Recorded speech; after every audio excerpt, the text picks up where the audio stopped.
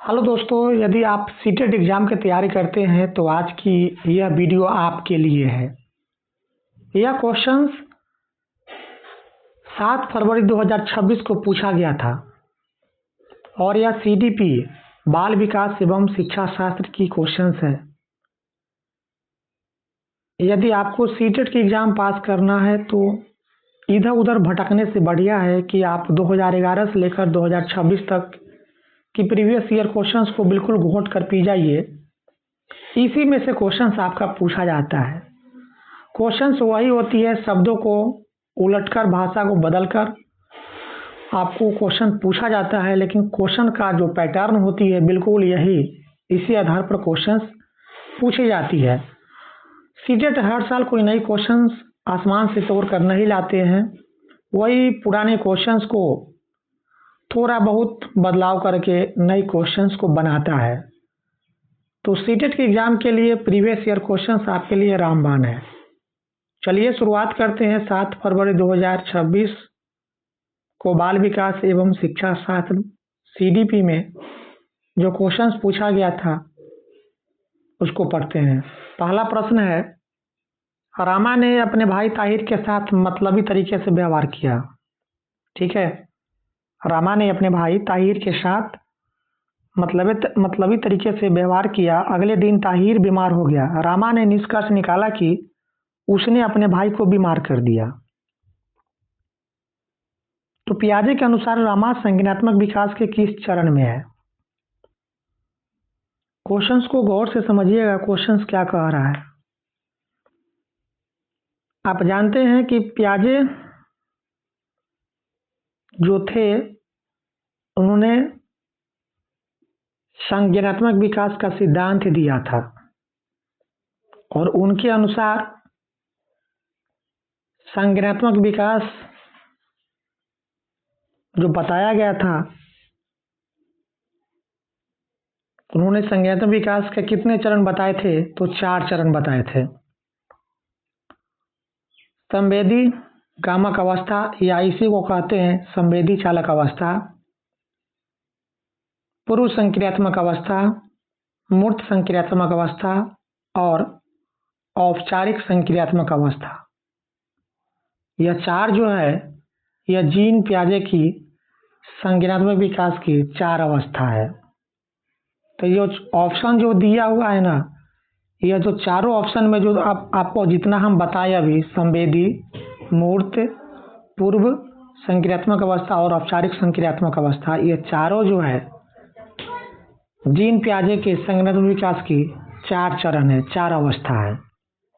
इसलिए क्वेश्चंस को पढ़ते समय 4 ऑप्शन को ही पढ़िए, क्योंकि इसी 4 ऑप्शन में से अगला बार उसी 4 ऑप्शन में से कोई एक ऑप्शन को उठाकर आपसे प्रश्न पूछ दिया जाता है। तो पहला जो यहाँ पर ऑप्शन दिया है पूर्व संक्रियात्मक अवस्था, तो पूर्व संक्रियात्मक अवस्था जिसकी आयु होती है, जिसकी काल होती है 2 से 7 साल का। ठीक है, 2 से 7 साल की होती है पूर्व संक्रियात्मक अवस्था की आयु।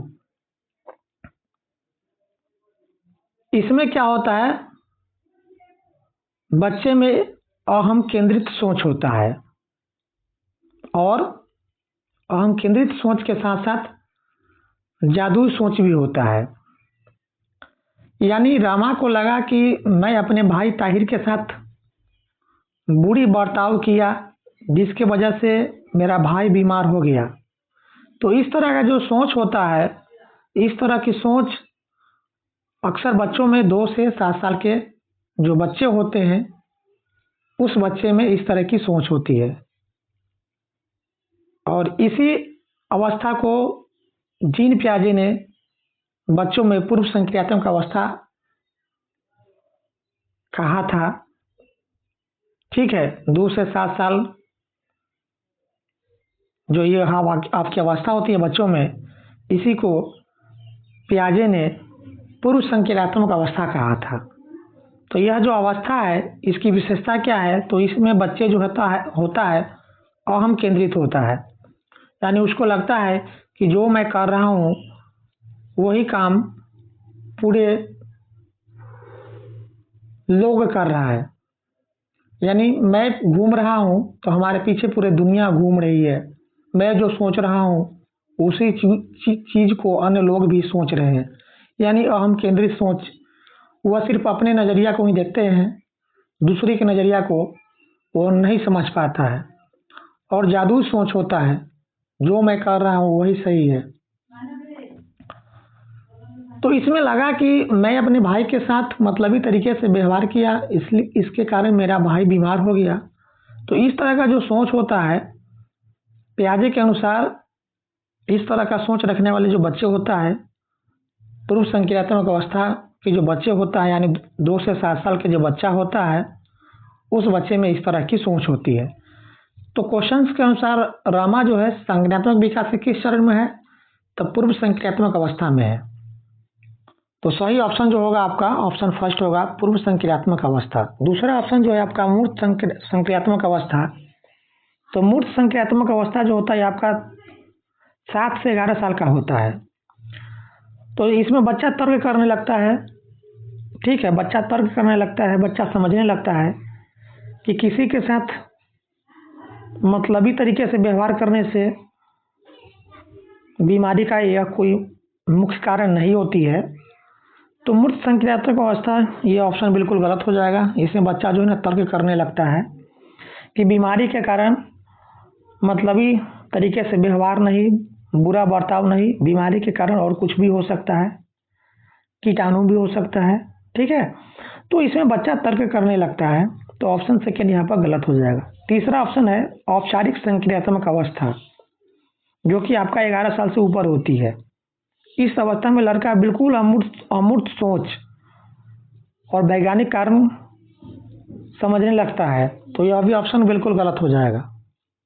चौथा ऑप्शन जो है संवेदी चालक अवस्था। तो संवेदी चालक अवस्था जो होती है ये आपका 0 से 2 साल का होता है। 0 से 2 साल, जिसमें बच्चा जो है आपका आँख, कान, हाथ, पैर से छू करके दुनिया को समझता है, देखता है। तो यह बिल्कुल गलत, चौथा भी ऑप्शन बिल्कुल गलत होगा। संवेदी चालक अवस्था भी नहीं होगा, मूर्त संक्रियात्मक अवस्था भी नहीं होगा, औपचारिक संक्रियात्मक अवस्था भी नहीं होगा। इसका करेक्ट ऑप्शन होगा पूर्व संक्रियात्मक अवस्था, ठीक है। तो पहला ऑप्शन सही होगा पूर्व संक्रियात्मक अवस्था। नेक्स्ट क्वेश्चन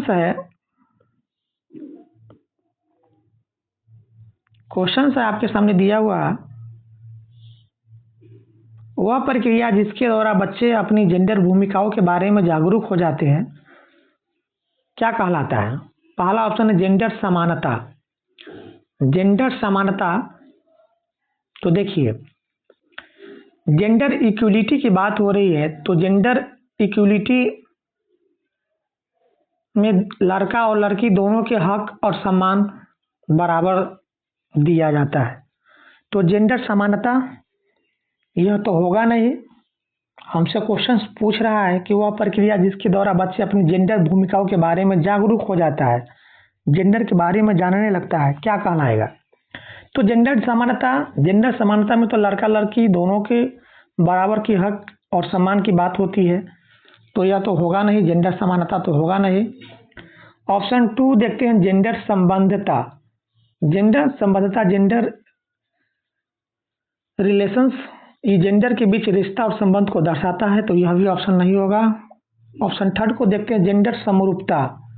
जेंडर समरूपता मतलब होता है कि सभी जेंडर को एक समान मान लेना या एक ही श्रेणी में रखना, तो यह भी ऑप्शन आपका यहाँ पर गलत होगा।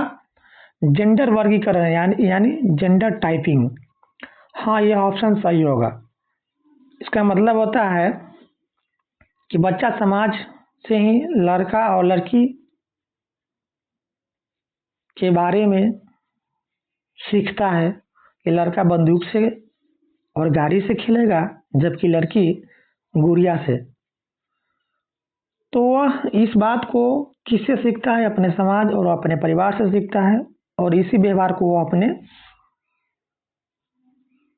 जिंदगी में अपना लेता है। इसी को कहते हैं जेंडर टाइपिंग, ठीक है, इसी को कहते हैं जेंडर वर्गीकरण। बच्चे जो है ना, लड़का और लड़कियों के बीच में भेदभाव यह अपने समाज और परिवार से सीखता है कि लड़का बंदूक से खेलेगा, गाड़ी से खेलेगी और लड़कियां गुड़िया से। यह व्यवहार बच्चा अपने ज़िंदगी में समाज द्वारा दिया गया बातों से वो अपना लेता है, सीखता है। तो इसी को कहते हैं जेंडर टाइपिंग। तो यहाँ पर ऑप्शन होगा correct option, option fourth, gender वर्गीकरण, जेंडर टाइपिंग।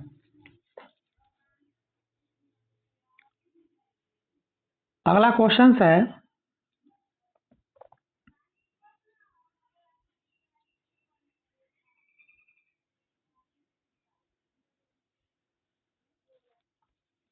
निम्नलिखित में से कौन सा परिदृढ़ से लय वागोत्स्की के आलंबन की अवधारणा के अनुप्रयोग का उपयुक्त वर्णन कर रहा है। लय वागोत्स्की इन्होंने सिद्धांत दिया था, कौन सा सिद्धांत दिया था?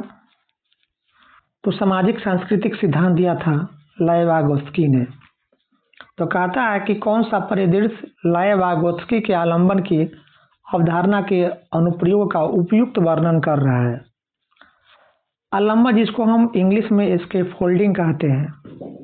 इसमें कौन सा कथन जो है ना लय वागोत्स्की के कथन का उपयुक्त वर्णन कर रहा है। पहला ऑप्शन है, एक शिक्षिका ने विद्यार्थियों को आपस में किसी प्रकार के सहयोग और संवाद करने से सख्त रूप से पाबंदी लगाई हुई है। पाबंदी लगाना, संवाद करने से मना करना, सहयोग करना, यह वाइगोत्स्की के सिद्धांत के बिल्कुल खिलाफ है। वाइगोत्स्की ने कहा था कि बच्चा समाज से सीखता है। जब वह दो लोगों के बीच बैठता है, उससे बातचीत करता है, गप्पा करता है, तो वह उससे बहुत कुछ सीखता है। तो इन्होंने बच्चों को सीखने के लिए समाज और भाषा पर बहुत बल दिया था। तो जब कोई शिक्षिका आपस में सहयोग और संवाद करने से सख्त रूप से पाबंदी लगाएगी, तो यह वाइगोत्स्की के नियम के बिल्कुल खिलाफ होगा। तो पहला ऑप्शन यहाँ पर गलत हो जाएगा। दूसरा ऑप्शन है, एक शिक्षिका ने श्यामपट्ट पर उत्तर लिख दिए और विद्यार्थियों से कहा कि वे उत्तर का अपनी कॉपियों में निष्क्रिय रूप से उतार ले। देखिए,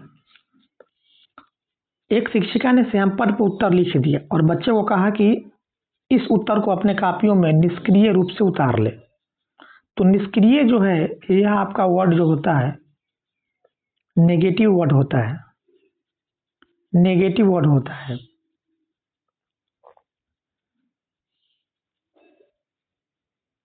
निष्क्रिय माने बोर्ड से नकल करना, यह भी आपका नेगेटिव वर्ड है। निष्क्रिय, यह भी आपका नेगेटिव वर्ड है। तो बोर्ड से उतारना, नकल करना, निष्क्रिय, यह आपका नेगेटिव वर्ड है। तो बिल्कुल यह ऑप्शन बिल्कुल आपका गलत हो जाएगा। ऑप्शन थर्ड देखते हैं, एक शिक्षिका ने अपने विद्यार्थियों के लिए यह अनिवार्य कर दिया कि वे निर्धारित समय अवधि में ही स्वयं ही समस्याओं का समाधान करें। जब बच्चा स्वयं ही समस्याओं का समाधान करेगा, तो यह वाइगोत्स्की के सिद्धांत के बिल्कुल खिलाफ है। वाइगोत्स्की ने कहा था कि बच्चे एक दूसरे की मदद से सीखता है और स्वयं जब बच्चा करेंगे तो फिर मास्टर क्यों। तो यह भी ऑप्शन आपका बिल्कुल गलत हो जाएगा। ऑप्शन फोर्थ देखते हैं, एक शिक्षिका ने अपने विद्यार्थियों को आदि हल की हुई समस्या दी जिन्हें अन्यथा हल करने में कठिनाई हो रही थी। यह जो है ऑप्शन जो है आपका बिल्कुल सही होगा। यह जो है लय वाइगोत्स्की के आलंबन की अवधारणा के उपयुक्त वर्णन कर रहा है। क्योंकि बच्चा जब कहीं पर अटक जाए तो उसको थोड़ा सा मदद दे दो, ताकि वह आधा हल सवाल जो दिया हुआ था वो खुद उसको आगे कर सके। तो ऑप्शन फोर्थ यहाँ पर सही होगा। एक शिक्षिका ने अपने विद्यार्थियों की आधी हल की हुई समस्या दी जिन्हें अन्यथा हल करने में कठिनाई हो रही थी। तो यह लय वाइगोत्स्की क्या है, आलंबन की अवधारणा के उपयुक्त वर्णन कर रही है। क्योंकि वाइगोत्स्की ने कहा था कि बच्चा कहीं अटक जाता है या फंस जाता है तो उसको थोड़ा मदद कर दो, सहारा दे दो, ताकि बच्चा उस चीज़ को खुद कर ले। तो यह लय वाइगोत्स्की के आलंबन की अवधारणा के उपयुक्त वर्णन कर रहा है। ठीक है, ये आपका एक तरह से इसके फोल्डिंग हो गया, ठीक है, आलम्बन हो गया। तो ऑप्शन फोर्थ यहाँ पर क्या होगा, ऑप्शन फोर्थ यहाँ पर करेक्ट आंसर होगा। नेक्स्ट क्वेश्चन से दिया हुआ क्वेश्चन है, प्रगतिशील शिक्षा एक शैक्षिक दर्शन है जो डैश पर जोर देता है, रटकर याद करना और शिक्षक केंद्रित निर्देश। रटकर याद करना और शिक्षक केंद्रित, यह ऑप्शन बिल्कुल गलत होगा। रटकर याद करना, रटना बिल्कुल मना है, रटना, और शिक्षक केंद्रित नहीं, बाल केंद्रित होनी चाहिए। तो यह प्रगतिशील शिक्षा के लिए बिल्कुल सही नहीं है, रटकर याद करना, शिक्षक केंद्रित, यह ऑप्शन आपका गलत हो जाएगा। सेकेंड ऑप्शन देखते हैं, मानकीकृत परीक्षण और सख्त पाठ्यचर्या का निर्देश। मानकीकृत परीक्षण, यह ऑप्शन बिल्कुल गलत होगा। मानकीकृत यह जो वर्ड है ना आपका नेगेटिव वर्ड है, और सख्त पाठ्यचर्या निर्देश, सख्त यह भी आपका नेगेटिव वर्ड है।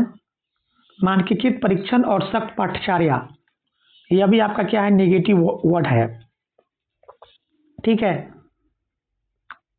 एकदम कड़ा नियम और परीक्षा का डर ये बच्चों में विकास को खत्म कर देता है।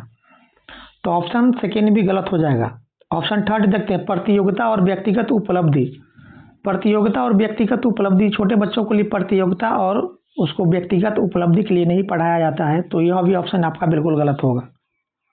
ऑप्शन फोर्थ देखते हैं, छात्र केंद्रित शिक्षा और सक्रिय सहभागिता, बिल्कुल सही बात है। प्रोग्रेसिव एजुकेशन, प्रगतिशील शिक्षा में लड़का के बीच में जब बच्चा खुद से काम करता है, लर्निंग बाय डूइंग, खुद से काम करके सीखता है, तो वह सबसे अच्छा होती है, ठीक है। और चाइल्ड सेंट्रेड होनी चाहिए, छात्र केंद्रित होनी चाहिए शिक्षा, और उसकी भागीदारी सक्रिय होनी चाहिए। तो यह ऑप्शन बिल्कुल सही होगा, करेक्ट ऑप्शन होगा ऑप्शन फोर्थ, छात्र केंद्रित शिक्षा और सक्रिय भागीदारी। ये आपका प्रोग्रेसिव एजुकेशन के लिए सबसे बेहतर माना गया है। तो ऑप्शन फोर्थ यहाँ पर करेक्ट आंसर होगा।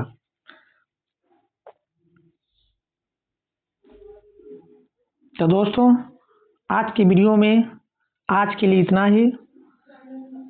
बचे हुए क्वेश्चंस नेक्स्ट वीडियो में हम लेकर आएंगे। नेक्स्ट वीडियो में बचे हुए क्वेश्चंस देखने के लिए हमारे चैनल मिथिलेश एकेडमी को सब्सक्राइब करिए।